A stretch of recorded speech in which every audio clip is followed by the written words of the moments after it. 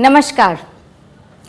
Film एक छोटी पहल में आपने देखा कि किस तरह एक बच्चा अपने ही देश की संपत्ति का नुकसान कर रहा होता है, पर दादाजी के समझाने पर उसके अंदर देश के प्रति सम्मान जाग जाता है और फिर वो दूसरे बच्चों को भी देश की संपत्ति का नुकसान ना करने और अपने देश से प्रेम करने के लिए प्रेरित करता है।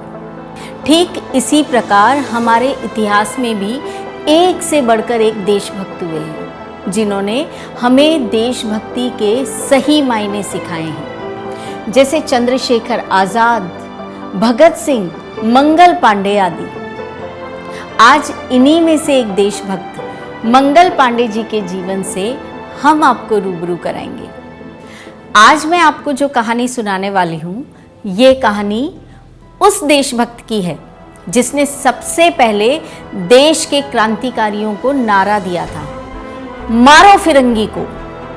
तो बात उस समय की है जब अंग्रेज हमारे देश में घुस आए थे और उन्होंने हमारे ही देश के लोगों को अपनी आर्मी में भर्ती कर हम लोगों पर ही राज करना शुरू कर दिया था, क्योंकि इसके पहले हमारे देश के लोगों ने भी कभी इस तरह का काम नहीं किया था। इसलिए युवाओं में अंग्रेजी सेना में भर्ती होने का जोश था। इन युवाओं में मंगल पांडे नाम का एक युवक भी था जो कोलकाता के पास बैरकपुर की सैनिक छावनी में 34वीं बंगाल नेटिव इन्फेंट्री की पैदल सेना में सिपाही बन गया। दूसरे सैनिकों की तरह ही मंगल पांडे भी अपने काम को अंग्रेजी अफसरों के हिसाब से पूरे मन से करता था, क्योंकि मंगल पांडे को अपने धर्म और कर्म दोनों से बहुत प्यार था। इधर अंग्रेज अफसरों में कुछ लोग अपने धर्म के लोगों की पॉपुलेशन भारत में बढ़ाना चाहते थे, इसलिए उस समय अपना धर्म बदलने के लिए देश के लोगों पर भी जोर डाला जा रहा था। उनकी आंखों के सामने उनके धर्म का अपमान किया जाता था। ईसाई धर्म अपनाने वाले सैनिकों को ज़्यादा सुविधाएं दी जाती थी और उनके साथ अच्छा बर्ताव किया जाता था। इस कारण दूसरे सिपाहियों के मन में वैसे ही बहुत गुस्सा था और ऐसे में अंग्रेज सरकार के नए कारतूसों ने आग में पेट्रोल का काम किया। अभी तक अंग्रेजी सेना में काम करने वाले सिपाही जो ब्राउन बेस बंदूक चलाते थे, उस बंदूक को हटाकर सिपाहियों को नई और ज़्यादा पावरफुल एनफील्ड P53 बंदूक दी गई। लेकिन इस नई एनफील्ड बंदूक को भरने के लिए कारतूस को पहले दांतों से काटकर खोलना पड़ता था और उसमें भरे हुए बारूद को बंदूक की नली में भरकर फिर कारतूस को बंदूक में डालना पड़ता था। इधर अलग अलग छावनियों के सिपाहियों के बीच तेजी से ये बात फैलने लगी कि कारतूस में सीलन अर्थात मॉइस्चर ना लगे, इसीलिए उसमें गाय और सूअर की चर्बी लगाई जाती है। इस बात को जानने के बाद हिंदू और मुस्लिम सिपाहियों के मन को बहुत ठेस लगी। सिपाहियों ने अंग्रेज अफसरों से जब इस बारे में बात की तो अंग्रेज अफसरों ने सिपाहियों को भला बुरा कहकर वहां से भगा दिया। अब भारतीय सिपाहियों को पूरा भरोसा हो गया कि अंग्रेज अधिकारी उनके धर्म के पीछे पड़ गए। मंगल पांडे सहित अधिकतर सभी भारतीय सिपाही इन कारतूसों का उपयोग नहीं करना चाहते थे, लेकिन अंग्रेज अफसर भी अपनी जिद पर अड़े थे। ऐसे में भारतीय सिपाहियों की अकड़ तोड़ने के लिए अंग्रेज अफसरों ने बहरामपुर की 19वीं नेटिव इन्फेंट्री के जिन सिपाहियों ने सबसे पहले इन कारतूसों का इस्तेमाल करने से मना किया था, उन सिपाहियों को फोर्सफुली बैरकपुर छावनी में, जहां मंगल पांडे काम करता था, लाकर बैरकपुर के सिपाहियों के सामने इन विद्रोही सिपाहियों को बेइज्जत किया और बैरकपुर के सिपाहियों की आंखों के सामने जबरदस्ती पकड़कर लाए गए बाकी सिपाहियों के मुंह में उन कारतूसों को ठूस दिया गया। इस घटना के बाद मंगल पांडे का खून खौल उठा और उन्होंने बैरकपुर में अपने साथी सिपाहियों को चेताया कि अगर उन्होंने कोई एक्शन नहीं लिया तो उनके साथ भी यही होने वाला है। लेकिन अंग्रेज अफसरों के डर से किसी ने उनका साथ नहीं दिया। इधर मंगल पांडे को दूसरे सिपाहियों का लीडर बनते देख अंग्रेज अफसर मंगल पांडे के पीछे पड़ गए।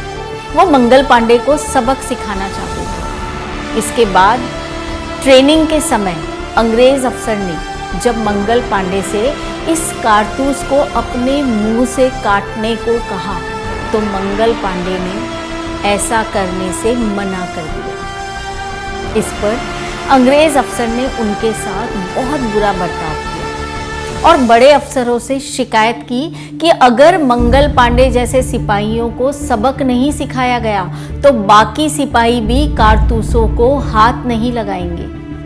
इसलिए अंग्रेज सरकार ने मंगल पांडे को सबक सिखाने के लिए उसे गिरफ्तार करने के आदेश दे दिए।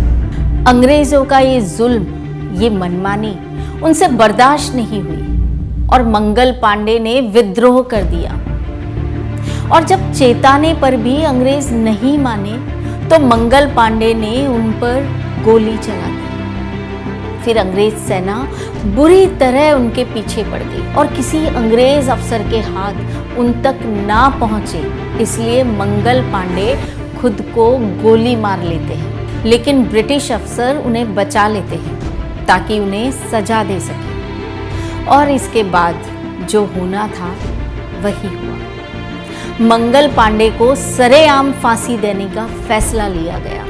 इसके बाद पूरे देश में ये खबर करंट की तरह फैलने लगी कि बैरकपुर छावनी के सिपाही मंगल पांडे को 18 अप्रैल को फांसी दी जाएगी। मंगल पांडे का वो रूप देखने के बाद ब्रिटिश अफसरों के मन में मंगल पांडे का डर बैठ गया था। वो चाहते थे कि मंगल पांडे को जल्दी फांसी देकर इस मैटर को यही खत्म कर दिया जाए। इसीलिए उन्होंने 18 अप्रैल की जगह 10 दिन पहले 8 अप्रैल को ही मंगल पांडे को फांसी देने की प्लानिंग कर दी। मंगल पांडे को फांसी देने के लिए 8 अप्रैल 1857 का दिन फिक्स किया गया। लेकिन बैरकपुर के फांसी देने वाले जल्लादों ने पहले ही साफ मना कर दिया था कि उनके हाथ मंगल पांडे के लिए बने फांसी के फंदे को नहीं खींच पाएंगे।